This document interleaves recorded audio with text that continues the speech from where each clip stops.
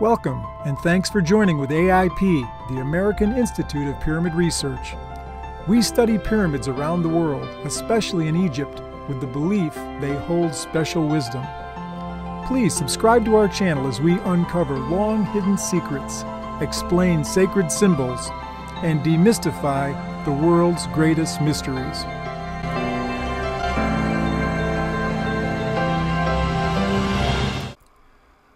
Well, thanks for joining us again. If you saw our last video, you know we talked about this really interesting idea that the Vitruvian man of Da Vinci reveals the Great Pyramid. It's hidden away there.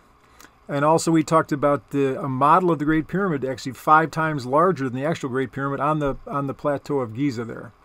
So the idea of there being a man in the Great Pyramid, I thought I was the author of that. Here's the proof of my credentials here. This sketch, I'm not a very good artist, was taken from a pamphlet I wrote in the 1970s about the Great Pyramid when I first started this institute that I run that studies pyramids around the world.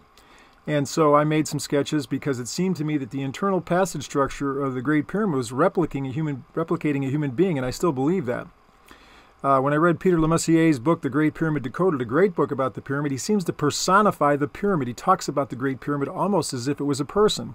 So in one of my later books, I put on the front cover the idea of a man inside the Great Pyramid. So again, this idea I thought was unique with me, but then we found out that it's more widespread because Da Vinci puts the Vitruvian man with the Great Pyramid. We'll see that in a second. Now, he drew the Vitruvian man in 1492, and isn't it interesting that in 1492 Columbus, discovered America, okay?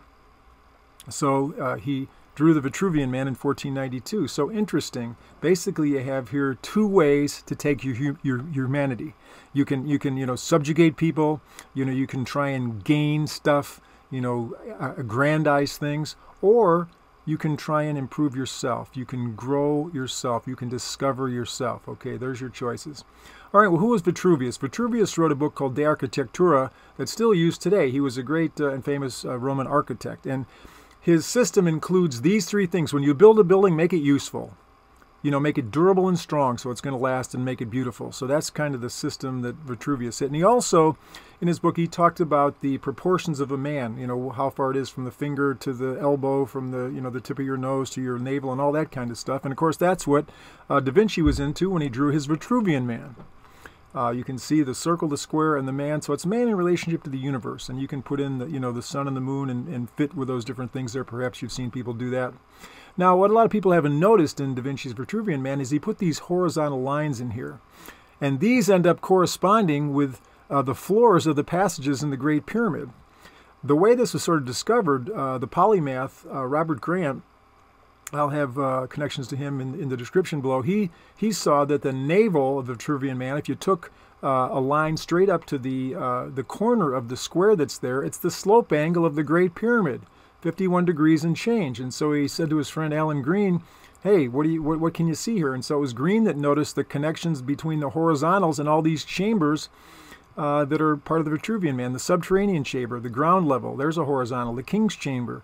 And then possibly these undiscovered chambers. So maybe Da Vinci's going to reveal some things the scanned pyramids haven't revealed yet. And Alan Green also shows these 7 levels here seem to be related to the 7 chakras. Interesting. Okay, now one thing that was missing in the Vitruvian man was there's no horizontal line for the Queen's Chamber. That's like one of the most major passages. All the other passages in the Great Pyramid have a horizontal, but not there. But if you go from the ground level to the King's Chamber, it ends up being 2/14, 1/7 of the whole thing. So that means to the Queen's Chamber, it would be 1/14 of the whole man. And so in a sense, Da Vinci is saying, I've hidden some things here, and I'm giving you the right to draw them in when you find out that there's something missing there. There's the 1/14 part, because in Da Vinci's writing, the backward masked writing, he's the one that clued us off with the 1/14. So he's saying, there's something missing, it's 1/14, or actually he says the 1/14, you should lower the man 1/14. So, this is my first attempt at drawing the Vitruvian man, and so if you draw a line basically under where his feet go on the circle, and then where they are lower down in the circle when he's standing up, that's 1/14 of the man. So you'd think, well, that's got something to do with lowering the man, by a 14th. But then I was thinking, no, it's backwards. Maybe he wants this man to rise because he's writing it backwards. Because there's different theories as to why Da Vinci wrote backward. The main one is, well, he was left-handed, and it was just easy for him to do it that way, so he didn't blot the ink. Well, it could be probably more with Da Vinci, though, probably more than that. Okay, so in our last video, you saw that there's this 5 times the size of an elevation view of the Great Pyramid that's formed on the Giza soil, defined by the center of Khufu and the center of Menkaure. Interesting, okay? So I superimposed the Da Vinci Great Pyramid picture, basically from Alan Green, reworked it a little bit, over the that what I call the Giza Overlay map. You can see those upper chambers that are sort of prophesied, because we don't know of those in the Great Pyramid, but it seems like they're there, okay?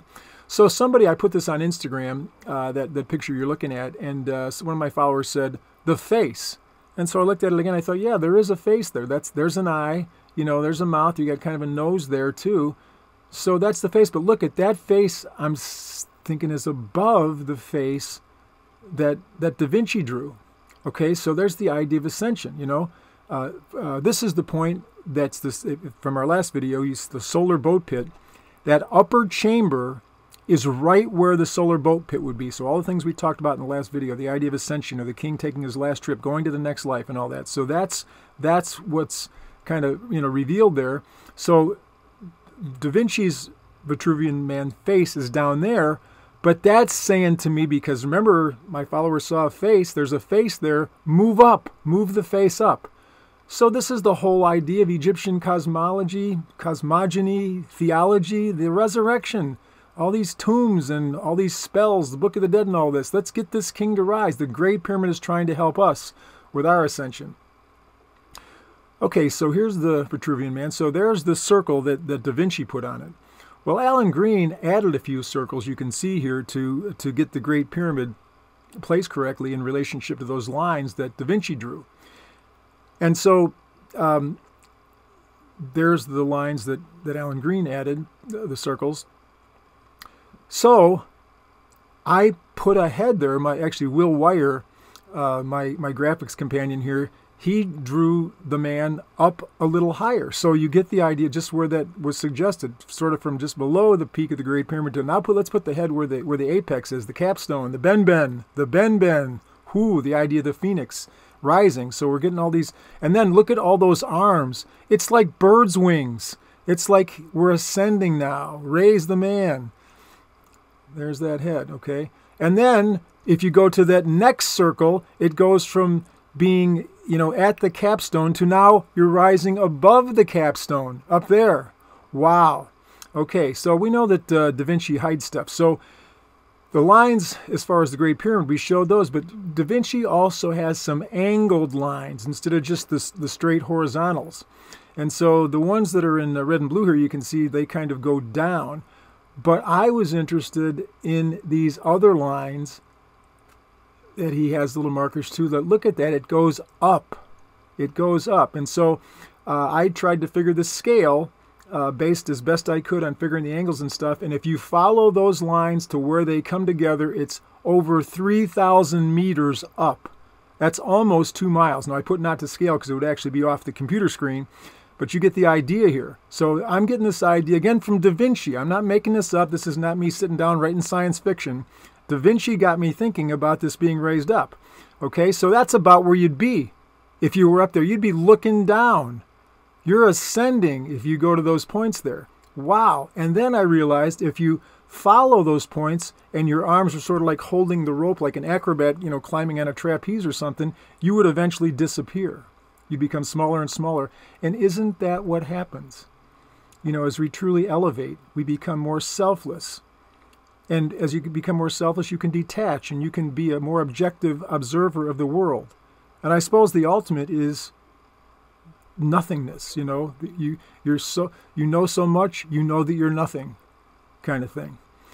Okay, so if you follow this channel, you know that I found some pointers on the east face of the Great Pyramid, which I think are the Alpha and the Omega. So I took this from a video that Ancient Architects did yesterday about SETI 1. And so I take pictures that other people took, so it's not just somebody, I'm doctoring my own pictures. So if you look, do you see that? Now that's what I've seen. I've asked others, they say, yeah, I can see that. You're not crazy, but I'll let you decide. You know, is there especially that upper part there? So to me, this is an Alpha and Omega that's on the east side of the Great Pyramid. You can see it from certain angles. I'll do a video unique to that someday later. But I saw that, and so I thought, wow, you know, here's an Alan Green likeness of the Vitruvian man on the Great Pyramid, and that's where that upward thing is. That's that whole picture I just drew, the idea of ascension, like helping us make it up to the top. So you can't deny but that ascension and resurrection are fixed themes in ancient Egyptian thought. Okay, but is it just something that they philosophized about? But we're not supposed to do that. We're not supposed to take it real, because remember, it was a great concern in their life to prepare for the next life. Like, their life was not about getting ready for the Super Bowl, you know, making sure you got all the chips and everything in place. Like, theirs was getting ready for resurrection, you know, for the age to come. And I believe, and it's one of the founding guiding principles of the American Institute for Pyramid Research, that there's a higher intelligence that's left clues for us. And different people suggest different places where those came from, but it's plain, I think, to searchers that there are clues that for whatever reason, the designer, the architect, the clue giver didn't just say, here's everything. Somehow, you know, we play a part in this thing. So this channel is dedicated to pursuing those. So, you know, it seems to be implicit in what Da Vinci's telling us here that the Great Pyramid seems to be saying you can rise as high as you want. Yes, you can in this life, you know, but obviously you can sink if that's what you want to do. You know, so there's a sense in which our destiny, our future is in our hands. So let's go to the first writing, some of the oldest religious writings in the world, the first writings about pyramids. This is the plan view of the in Saqqara, the Pyramid of Unas. And that arrow is pointing to where I'm going to read. The very beginning, when you walk in, here is the first thing you read. So of the oldest religious writings in the world, the first text among the many, many, many pyramid texts that are inside, because the walls are covered in the Pyramid of Unas, these are the very first ones. There are 4 columns of text in the initial block there. The first block is missing, but some people have put together the first block to say it says, say the words. So I'm saying them. Say the words. The sword of Orion measures the grid. That's what we're doing with our overlay pyramid. We're measuring the grid. We're doing sacred geometry. The sword of Orion measures the grid, opening the doors of the sky. Now look at that grid that I talked about in our last video. I highlighted the streets in Cairo, or actually Giza. It's just like another go up. It's like another arrow. Go up, ascend. Opening the doors of the sky. You know, there's Orion, and there's the 3, you know, Giza pyramids there. And so they're on the earth, but it's opening the doors of the sky. Before the doors close again, as a falcon flies, may Unas arise. Now, unbelievably to me, while I was making this video, in my backyard, see, that's a Great Pyramid trellis I built. You can see the angle of the Great Pyramid it left there. A falcon landed there and perched.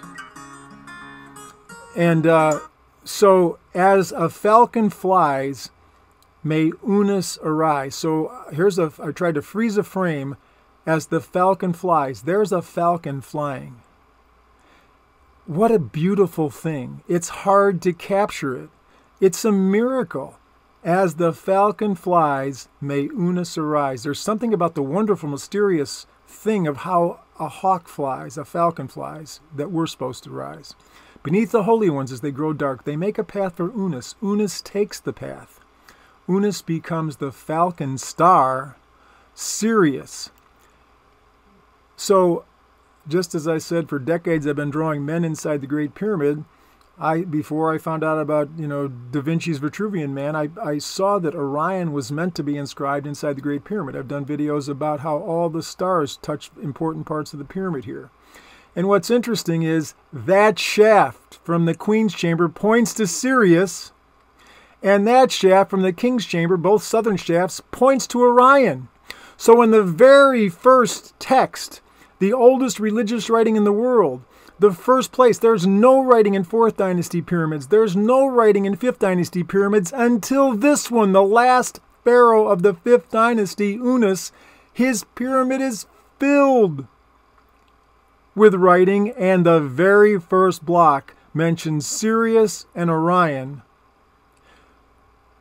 which air shafts in the Great Pyramid point to. Amazing. So listen, I'm going to be holding a tour in April in Egypt for you adventurers, a more conventional tour in November. Go to our website, learn about that. I hope you can travel with me and learn and grow about this stuff. You can find on Amazon Kindle, from the Amazon, my book, The Orion Correlation Theory Extended. I take Paval's theory of the 3 Giza pyramids and take it to all the pyramids and show how Orion touches base with them. From the stars to the soil of Egypt, so I hope you get that. Well, listen, I'm trying to improve this channel. I'm trying to extend my reach. I think we're discovering important things. Spread the word. Thanks for watching.